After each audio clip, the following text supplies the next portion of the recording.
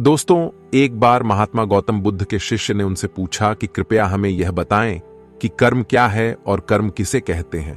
तो उसके बाद महात्मा गौतम बुद्ध ने अपने शिष्य से कहा कि कर्म को समझने के लिए मैं तुम्हें एक कहानी सुनाता हूं। इस कहानी से तुम समझ जाओगे कि कर्म क्या है और कर्म किसे कहते हैं।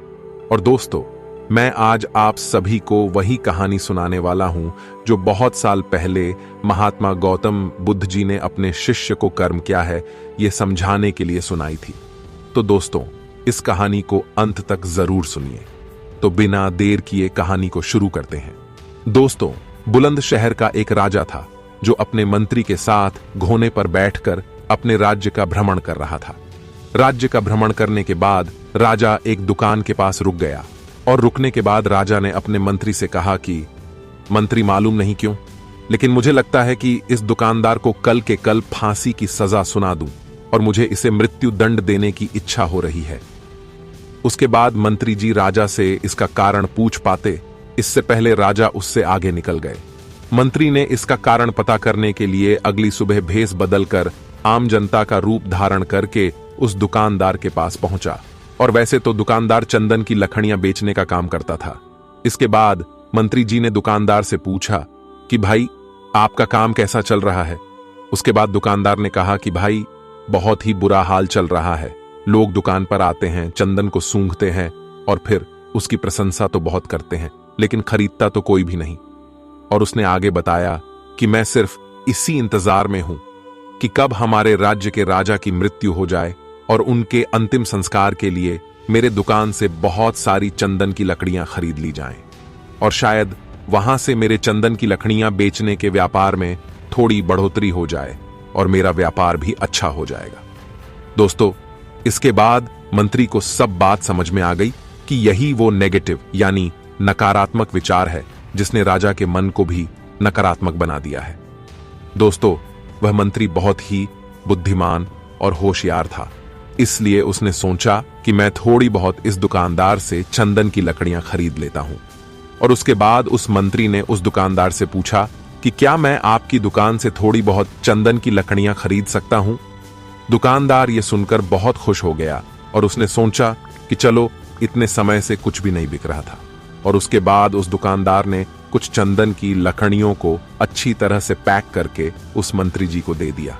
दोस्तों, उसके बाद मंत्री अगली सुबह राजा के दरबार में पहुंच गया और उसने राजा से कहा कि राजा, जो दुकानदार है ना, उसने कुछ चंदन की लकड़ियां आपके लिए तोहफे के रूप में भेजी हैं। यह बात सुनकर राजा बहुत खुश हुआ और मन ही मन सोचने लगा कि मैं बेकार में ही उस दुकानदार के बारे में गलत सोच रहा था।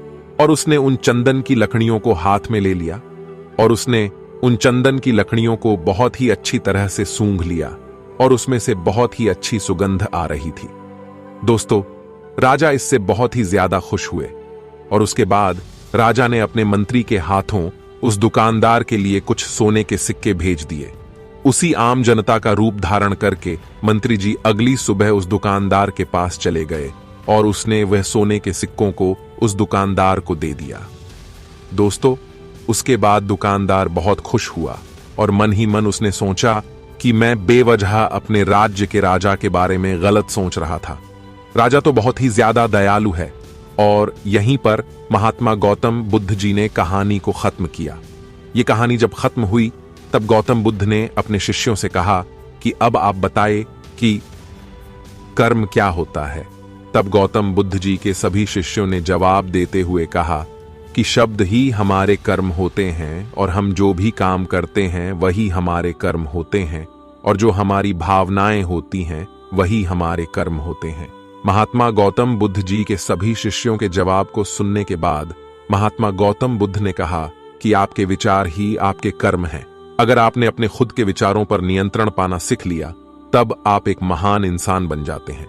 जब आप अच्छा सोचते हैं तब आपके साथ अच्छा ही होता है और वो होता ही रहेगा। दोस्तों, इसीलिए मैं भी कहना चाहूंगा कि अगर आप अच्छा सोचोगे तो दूसरे लोग भी अपने आप आपके बारे में अच्छा सोचने लग जाएंगे। दोस्तों, अगर आप चाहें कि यह महात्मा गौतम बुद्ध जी की बातें और लोगों तक भी पहुंचें तो कर्म क्या है और कर्म किसे कहते हैं, इस लाइफ चेंजिंग कहानी को अपने दोस्तों के साथ जरूर शेयर कीजिए और ये कहानी आपको पसंद आई हो इसे लाइक करें और नीचे कमेंट बॉक्स में कमेंट करके हमें जरूर बताएं कि यह कहानी आपको कैसी लगी। और अगर आपने हमारे चैनल पर पहली बार विजिट किया है तो चैनल को सब्सक्राइब करके बेल आइकॉन को ऑल पर प्रेस कर लें ताकि आपको ऐसी ही प्रेरणादायक कहानी सुनने को मिलती रहे। दोस्तों, आज के इस कर्म क्या है और कर्म किससे कहते हैं में सिर्फ इतना ही। दोस्तों, हम आपसे फिर मिलेंगे ऐसी ही एक इंटरेस्टिंग और लाइफ चेंजिंग कहानी के साथ। तब तक के लिए आप जहां भी रहिए खुश रहिए और खुशियां बांटते रहिए। आपका बहुमूल्य समय हमें देने के लिए दिल से धन्यवाद।